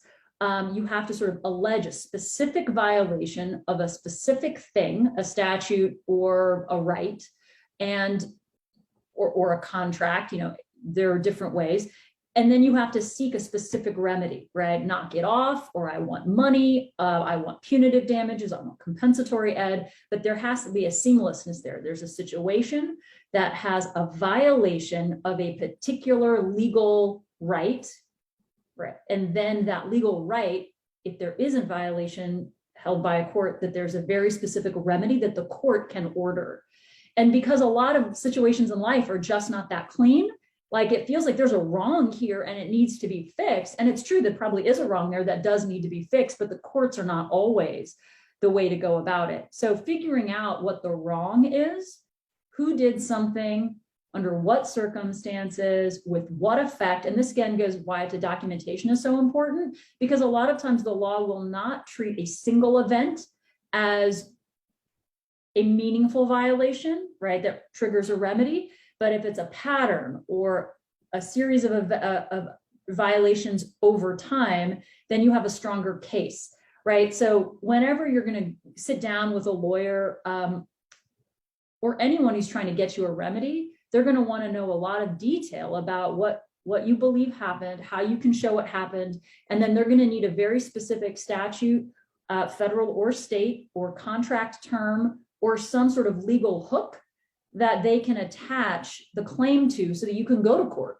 But you know, it's not like a general grievance process. Now, there are other ways that you can grieve a situation, right? You can like write a letter or file a complaint that's not a legal complaint. It's like what's called an administrative complaint. And those can provide other types of remedies, but they're different than going to court. So one example, and I know that Christina and I talk about this, is the OCR process, right? That you can write a complaint. Lots of people have standing to write that complaint. You don't even have to be the aggrieved party, right? So if you believe there's something wrong going on, you can write that complaint and it's available, like OCR on the website has an explanation of what you have to detail, and then you send it in, and then OCR decides if it's going to investigate. And if it chooses to investigate, it's then going to get into this factual analysis of what happened and how, etc. But it is important to understand, like, are you seeking to have the wrong fixed at the school level? Then, you know, you're not going to go to court or an administrative body yet. If you're going to say the school's not fixing it, I need to go to an administrative body, like which are the ones you can go to and how can they fix it? Again, that's not court, but that might be a way to fix something. Or you can say like neither of those is going to work. And in some cases with IDEA, you have to go to the administrative body before you can go to federal court. So it can be a bit of a challenging process from a parent perspective. But you can then go to court if you've done everything else you needed to do before getting there, and you can make your claim. The problem with court is it can take a long time to get there and it costs a bunch of money, right? And so it's not that it's not a good option, it's just not always as accessible as someone who feels like they've been wronged wants it to be. And so I think it can be frustrating on a few different levels. Like you don't know if you have a court case, but also even if you find that you do, how you actually get to court can take a long time. And then of course, resources. So not every situation has a legal remedy. And I say that to clients, whether they're advocates, right? Someone who wants to use the court to fix something, or whether it's a school that wants to use the court to fix something, or if it's a parent. You know, it's a very common thing that you say, well, what's the theory? You not liking how the thing is working out, or the situation is working out, is not what's called a cognizable or recognizable legal claim. Making a cognizable legal claim is kind of an art. And so it's built that way on purpose because, you know, the courts are not designed to take up situations that, you know, happen in life that frustrate us or upset us or we think are unfair, right? So a cognizable legal claim is a specialized thing. Still important to try to make if you feel like you've been wronged, right? Like I'm not trying to suggest that it's not available and should not be. It is available and should be available, but it has to be, again, sort of tailored to the situation so you're making the smartest, strongest argument you can. And so you don't like put all this effort into filing a claim that just gets dismissed because it's just not the right kind of claim in the right kind of court or venue. Was that helpful, or was that just sort of a veer down a law school path that wasn't that? That was very helpful. And as a matter of fact, for those of you watching, I'm going to put some resources in that talk about claims and then the cognizable legal claims. And that way, if you want to do some research about that, right, definitely want you to go ahead and look at those tools that I put in the chat. If you're just joining, because I know I'm on California time, so I know some people might just be joining. And maybe that's why I got a lot of energy, right? Because it's still like super bright out here, sun shining on my face and all that stuff. If you're just joining and you have a question, we're on our Ask a Lawyer part of the segment. Definitely put your question in the comment field and feel free to ask, okay? If you don't really want to ask publicly, you can message me, okay? Or my email address should be on the event invite. We want to answer questions for even people that are a little bit shy, because I believe that there is a public speaker in all of us, maybe not as eloquent as someone famous that publicly speaks, but I do believe that, and you have to practice that. It's not just something you wake up and say, today I'm going to be a public speaker, right? I'm just going to ask the questions and I want people to know what I'm asking. So we do have the opportunity for you to email me your question, Christina@npunion.org. And I'm going to go to Nehemiah to ask his question. Yeah, so I don't necessarily have a specific question, but I do have lots of, I do wonder if all of these CRT bills or anti-CRT bills or these divisive bills, like, do they have a leg to stand on? And will parents be able to challenge these laws? How afraid do teachers have to be when it comes to job security with these types of laws? You're asking some good questions, and I'm going to do what lawyers do and say it depends. I think this anti-CRT legislation around the country is incredibly disturbing. I think it has a silencing effect and certainly a chilling effect on the classroom. And I think teachers around the country are nervous, if not just outright afraid. I don't know how the job security situation works out. I haven't seen a lot of litigation on that yet. I imagine it will come, right? So I guess I don't know yet.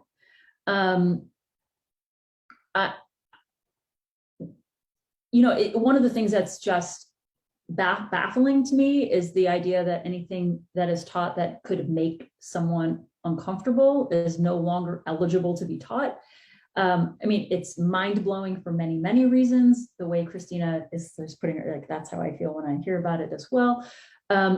But how that's in the kind of going back to Bernita's question, how that can be enforced in court and sort of what that looks like and what litigation looks like. I know that's not exactly your question, but from my perspective as a lawyer, I do wonder when there is friction and these laws have to be enforced, not just like the chilling effect enforcement, right, which certainly is happening, but then someone says, oh, Renita, you made my daughter feel uncomfortable and now I'm after you. Oh yeah, you have an example. And if I could pop in. And so the reason why I'm asking you now is because earlier you had mentioned if there is a pattern, right, of the law being possibly broken. And so if we have parents that will say, well, my child has been uncomfortable several times in your classroom, what have you been teaching? And, the teacher shows that, oh no, this is, against the state law. Is that how it goes down? Does a lawsuit start then? Like, how does that work? It's a great question. So I guess like the first thing to look at would be, are we looking at CRT legislation, anti-CRT legislation that has been enacted or is proposed? So if it's been enacted, right, it's enacted, okay. So if it's been enacted, then the next question is, what is the effective date, right? If it's enacted last year and so it took effect as of this current school year, then, right, that would be just, when does it apply is like kind of the first question. And then the second question is like, what are the documents that can prove that a student felt uncomfortable, and sort of, what is the evidence, right? Like, what was the material taught? What is the evidence of discomfort? Like, I guess what you're going to end up seeing is like some parent potentially is going to make out some complaint that alleges some version of Renita taught something that made Nehemiah feel really uncomfortable in these like 4 instances in 1 month. And then the court's going to say, Nehemiah, can you show evidence of your discomfort? And how you're going to prove you were uncomfortable, like, I don't know yet. like kids are uncomfortable all of the time, and how you can prove that has anything to do with what I taught you, or because, of any number of things that go on in anyone's life. So to the extent this stuff turns into litigation that has adverse outcomes for teachers, it seems like it's going to have a lot of barriers, or at least hoops to cross. And I don't think it's really been litigated yet. And I can't think of other contexts where it may have been litigated. I'm sure historically there are some, right? Like you can imagine in the era, which I guess is happening again, but I'm thinking historically when books were banned, if teachers did still teach sort of ineligible text, what happened to them, how that was, that's not a feeling of being uncomfortable. Like you either taught the text or you didn't.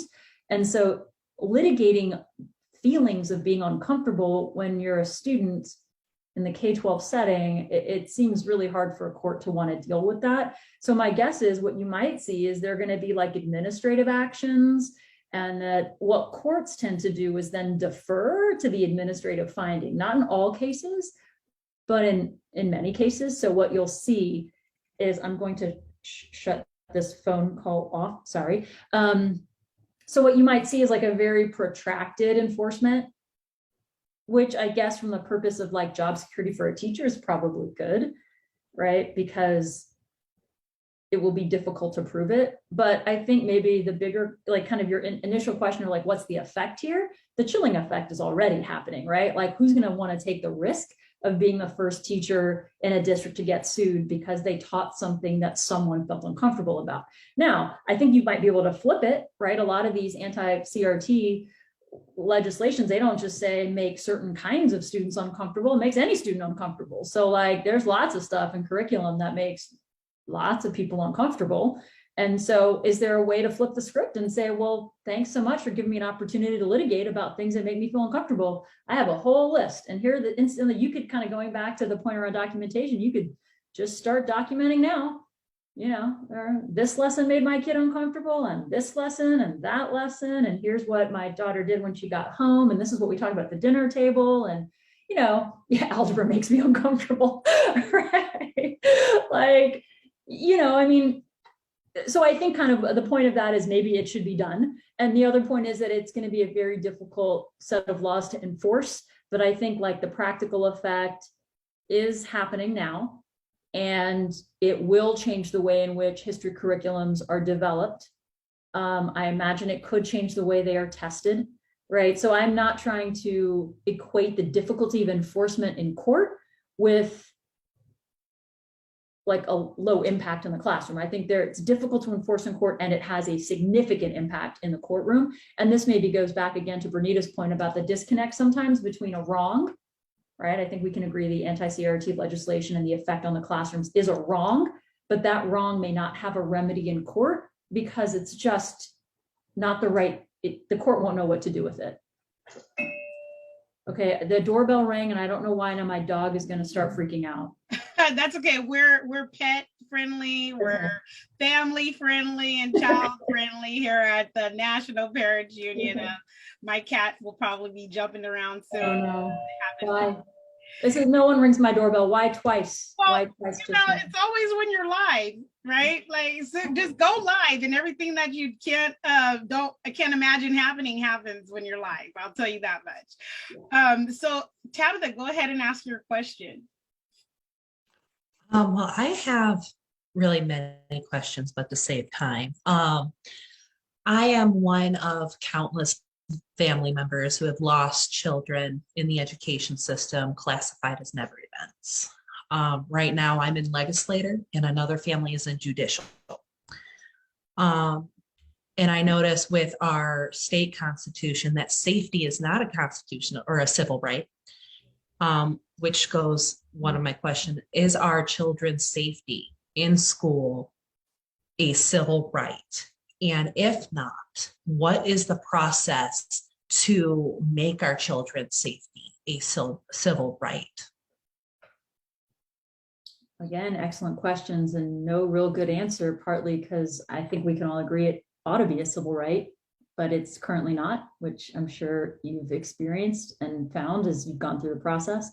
It's neither a state civil right in statute or in any constitution, state constitution, nor is it a federal civil right, either in statute or in any constitution. So there are civil rights around due process, which I guess arguably could be extended to the safety scenario, not because due process is designed to protect what's called a substantive right or a procedural right. But it seems to me that one's life, right, is a substantive right. You should be safe substantively, right, when you go to school. Yes.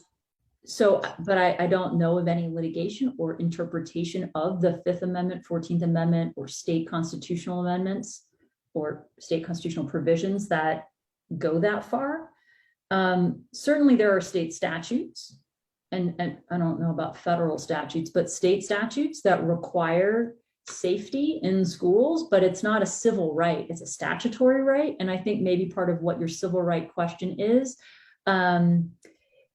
the question around constitutional protections, or a state or federal civil right statute that includes safety, which currently they don't, right? You might have a safety statute, but that's not a civil rights statute.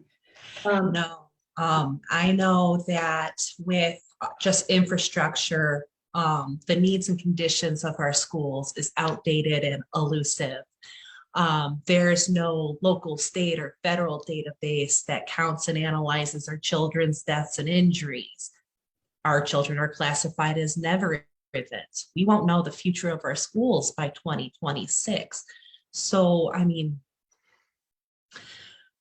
does the education system exist without its infrastructure or safety protections or anything? Or is it just a false sense of security, essentially? I think probably what a court system would say, and I'm not suggesting it's the right thing or the way that it should be, but they would handle accidents because of bad infrastructure, even if it's negligible or kind of predictable and therefore like beyond negligible. It's still an accident, right? Right. And so they call it a tort. And because it's like handled under the tort system, there are all kinds of claims available in that context, claims and remedies. And so it's not a civil right, but I think someone who was trying to argue that it was okay the way it currently exists would say, in those situations, you have a remedy, you bring a lawsuit under one of the tort statutes, and you can, if you prevail, it's a compensation, right? Which is, right? That's the ugly, ugly, ugly part about torts, is how do you create a monetary value, right? It's impossible. And so, and they don't always admit wrongdoing, right? So you don't have the satisfaction of getting not only damages under a civil rights violation, but you don't get the satisfaction of knowing that the right was violated, that you have the right to be safe. And so, yeah, it's a failing of the system.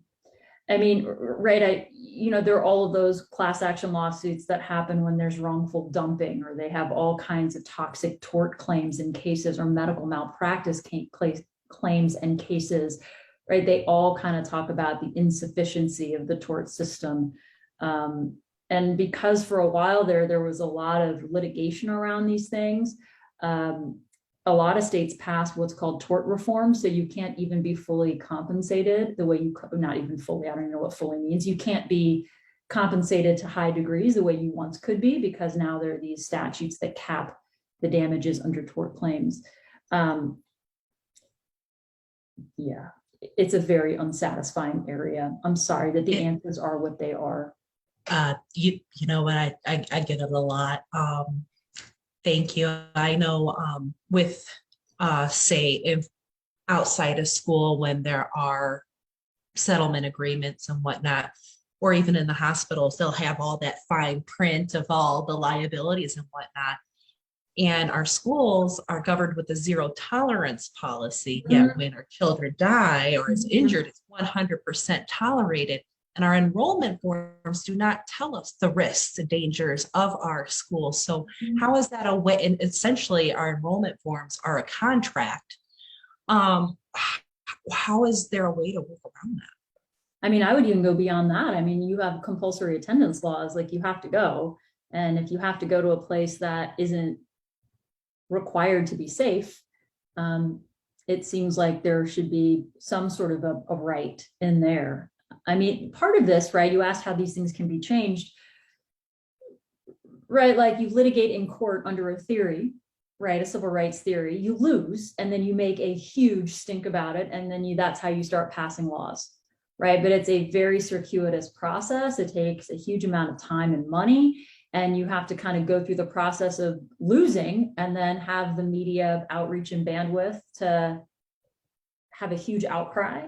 And then you're able to sort of get the political momentum to do the things that need to be done, either by amending a state or enacting a state civil rights statute, or having potentially, or on the other hand, you can win in court and you get some sort of a reading of your state constitution that includes safety as part of the promise of a state education's education clause, a state constitution's education clause, right? If you have to go and like, what state are you in?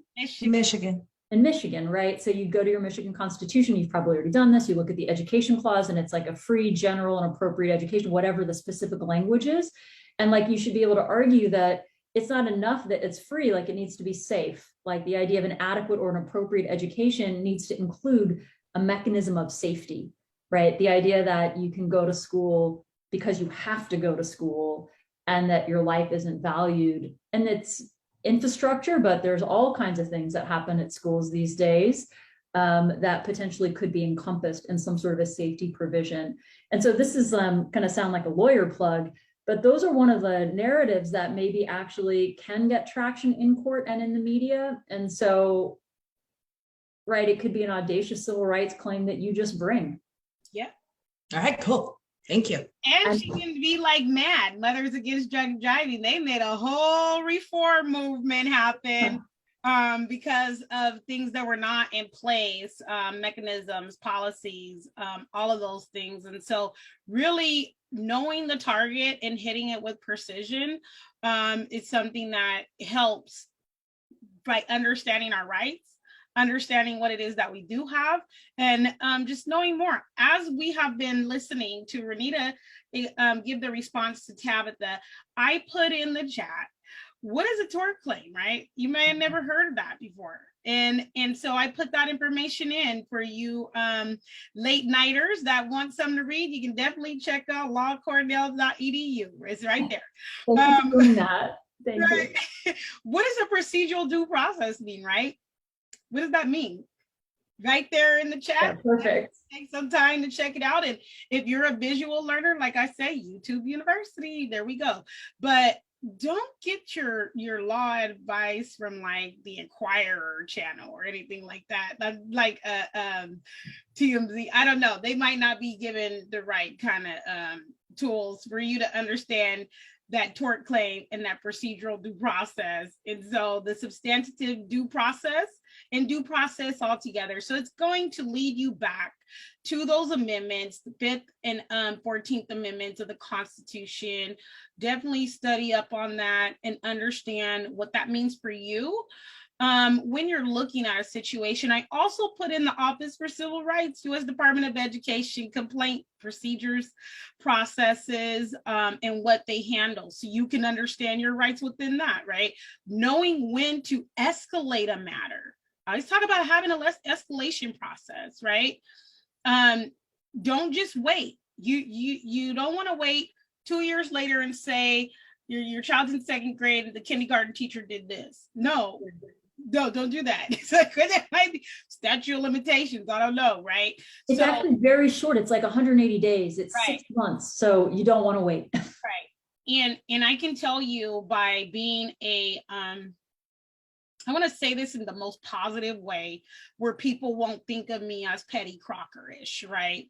As being one of those constant or continual advocates who sends complaints. That waiver of time, you just dealing with Office of Civil Rights, you really are going to have a challenge anyway, because you will have to come with your documentation. They only handle specific violations and titles in within the education realm. And so, you know, really have your ducks in a row, have your evidence ready to go, look at what they do investigate, or, you know, in terms of claims, and make sure that you have an escalation process. Don't let it just stop with, oh, I called the teacher and that's it. No, have an escalation process for in case you don't get the response that you should get about your child's education. I have a question, and then we're going to be closing. And for those of you that are just tuning in, this is recorded. You can go back at any time and watch. If you're just tuning in, we had our first hour, policy hour, second hour, Ask a Lawyer. We'll be doing this every third Tuesday of the month, bringing that on-time policy legislation and just the political sphere, just understanding that, and law hours to you guys. So thanks for tuning in. A lot of parents, here's my question. A lot of parents come to me and say, you know, Christina, I did exactly what you told me to with the Freedom of Information Act, open and public records requests. I did what FERPA says I have the right to do, and asked to review my child's records, asked to, you know, receive the behavior reports because they're making all these claims about my kid, and I want them to prove it, and I don't have access to the records, and they're denying me my rights. What should they do next? Just so I understand, so they go to, they submit the FOIA request and they submit the FERPA requests, and they're not provided with they go unanswered. Yes. It's so funny, I'm on the receiving side of those requests, and my answers are answer them. So when they are not answered, I mean, I think I'd have to go back and, you know, Christina, I think sometimes you know more than I on some of these things. I think you can escalate it to some sort of administrative procedure. I know FERPA is overseen by a board. And so, you know, you can, I don't know if you file a complaint, like a grievance, or how you report a failure to provide or to satisfy a FERPA request. And FOIA, depending. That's the main one too, right? Because courts have been unwilling to make accountability types of decisions around the Freedom of Information Act. And in some places, people know that, right? And so they just, oh, we'll get you the stuff. It never happens because they know you're not going to win your, you know, pursuits in the judicial space or system to hold them accountable. So it just goes, and I'm not going to call no states out today, but I might next week if y'all keep denying the parents their rights to the records about their children, right? Like, give the parents their records, okay? What happens when you go down to the school, or a parent goes down to the school and just asks to see the file?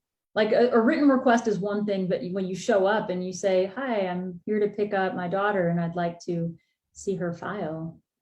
So I know, Tabby, you have some experience with not being able to review records. If you want to share that information, that would be helpful. Yeah. Yeah. I know when I'm on my third attempt for yearly school inspections in Michigan, and I testified twice that on the LARA website where we get our inspection records, that 7 years of inspection records were removed off the LARA website.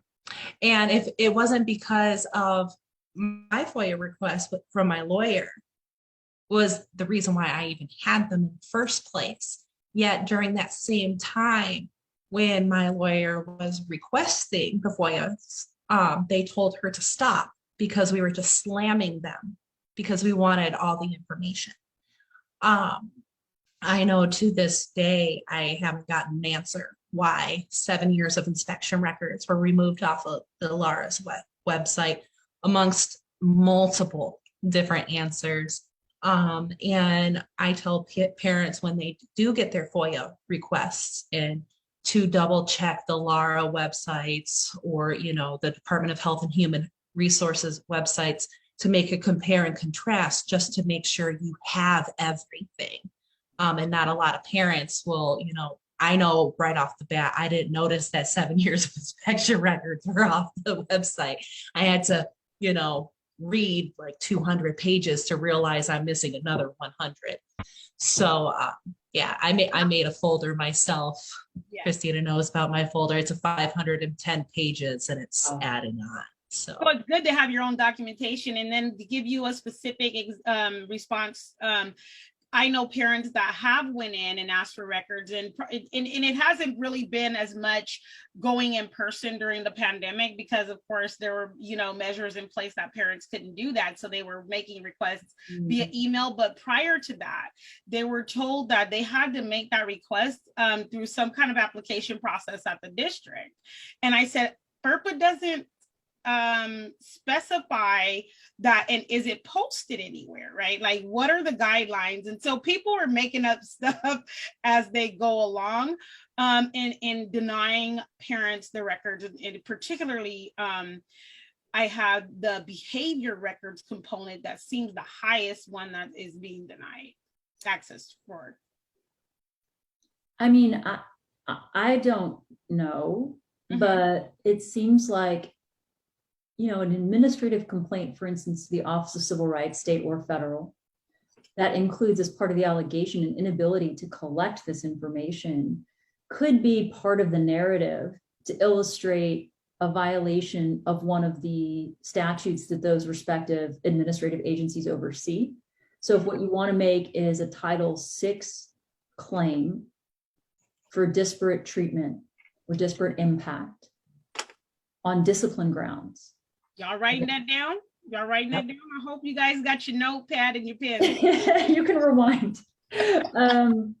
Is that you would part in your narrative, right? You would include that. So even though OCR does not oversee FOIA, especially not a state level FOIA, and doesn't oversee or enforce FERPA, the failure of the entity, the school or the district, to provide that information could trigger an investigation by OCR, which could just apply some pressure. Because if part of what we're trying to do here is to exercise the rights that we can exercise, right? If FOIA is not going enforced and FERPA is not getting enforced, and we should figure out how we can get those to be enforced. But Tabitha, it sounds like you have a lot of experience with this, as does your lawyer, and it's not getting you the results. Like, what are the other ways in that could potentially assert or exert pressure so that in the end, when I was a criminal defense attorney in New York, before I started doing the charter school work, my clients used to tell me I would get them really good outcomes. And I would say it's because I'm very good at being a pest,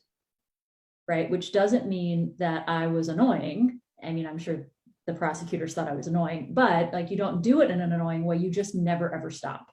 Right. So then like the first time it takes you 50 times, like 50 points of outreach to get a good outcome. Next time it takes you 40, the next time it takes you 30, and then they just see you coming and they know you're not going to stop. You're going to be a pest. And so they let it go. And so and they give you what you want. And so I think there is this process of, Tabitha, it sounds like with your 510 page binder, you are well on your way to being an effective pest. And I mean that as a compliment, right? But I think that's how we use the law and whatever resources we have to show that we know what our rights are. We're going to do everything we can to exercise them, and we're not going to stop. Right. And like, those are really the perseverance of that. It's exhausting, right? So there's a reason I don't do criminal defense work anymore, right? As a public defender, it was incredibly exhausting to get good outcomes to the extent possible for my clients, right? It's always an uphill battle. But if you accept that it's always an uphill battle and it requires a ton of perseverance and it is exhausting, then you don't have to be surprised when that happens. You're like, oh, that's just what it is. So I'm going to give myself a break for however long, like 2 or 3 days. I'm going to go again. I'm going to go again. I'm going to go again. And finding the resources and supports that NPU offers, the community that you guys have to keep each other motivated to keep going. It's invaluable because this isn't, right? The system doesn't currently have enough parents advocating in strategic, informed ways. And so it's not learned to adapt. But the more pressure that parents are putting on the systems across the board consistently over time, and by that I mean like 50 years, I don't mean a short time, I mean a long time, eventually the system will begin to adapt, right? But you have to sort of show that parents are informed and strategic and smart about how they're exercising their rights, and that they're thorough. So when you get stopped here, you go around another way, right? So it's not just the federal OCR, right? I appreciate that Christina put all that information in there, but states have offices of civil rights too, right? Like you can just try to find a world of pain. What is the pain point? What is challenging? What is going to be a nuisance, right? Like there, maybe FOIA is easy to avoid. I mean, there should be consequences, right? So looking, okay, but Christina made me realize with that face that there probably aren't, but there should be. No, there should be. There should be. There should be. But like what other kind of pain points exist? And obviously the media is a helpful pain point. It's often not sufficient, right? It's not going to necessarily open up the records.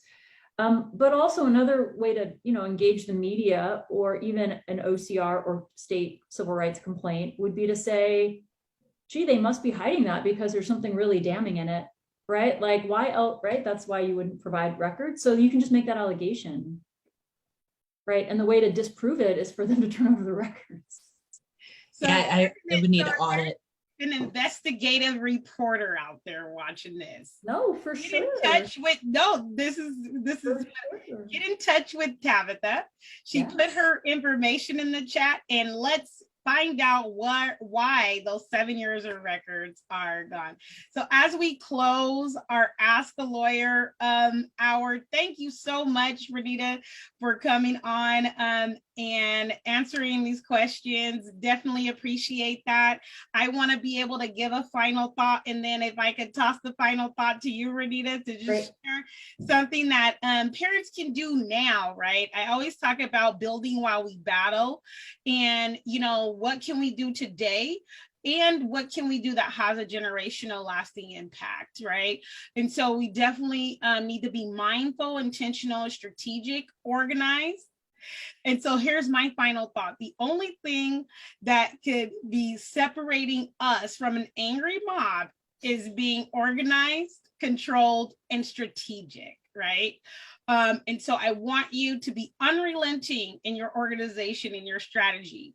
Like Renita said, if one doesn't work, find another one, right? But don't give up. Be unrelenting, consistent, persevere, and just be organized. And you can definitely join the National Parents Union.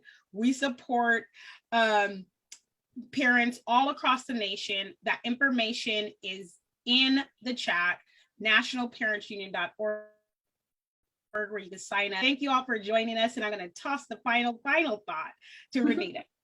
I want to thank you, Christina, for inviting me to be a part of this. I've been a huge fan of your work and of NPU's work for a long time, since I first got to know you guys. And I know you guys are sort of a baby org, meaning it's only been a few years, and I've been a fan the whole time through. So I think the work that you're doing to empower parents all over the country in a realm of ways, including, but definitely by no means limited to the legal way, is incredibly important. I mean, I do the work that I do because I do believe that we need to empower parents to make the choices that are best for their kids.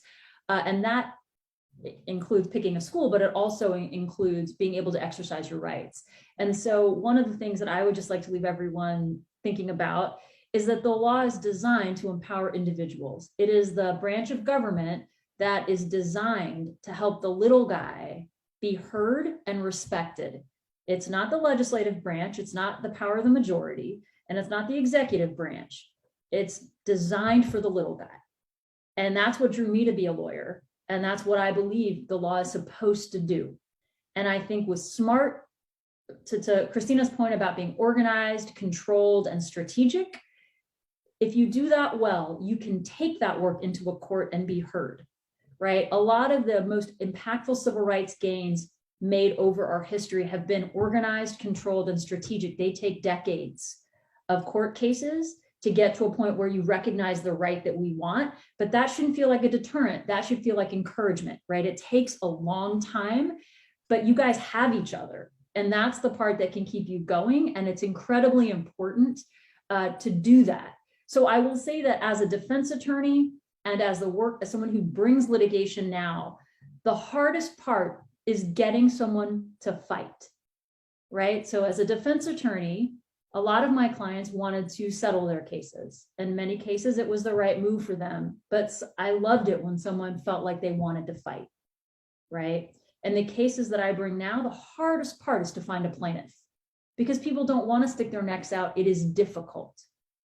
And I'm not going to say it's not difficult, but that's okay. Let it be difficult, right? Standing up to fight and demand that the courts recognize your rights or give you your day in court. Again, you have to be strategic and smart. To Bernita's question early, not everything has a legal remedy, right?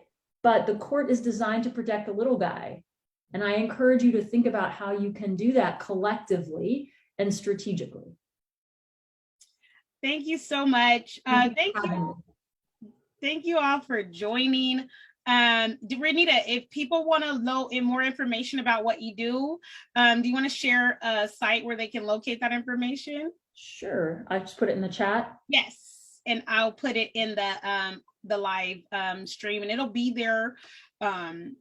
Like I said, as soon as we go off live, this will become a recording. Share this out.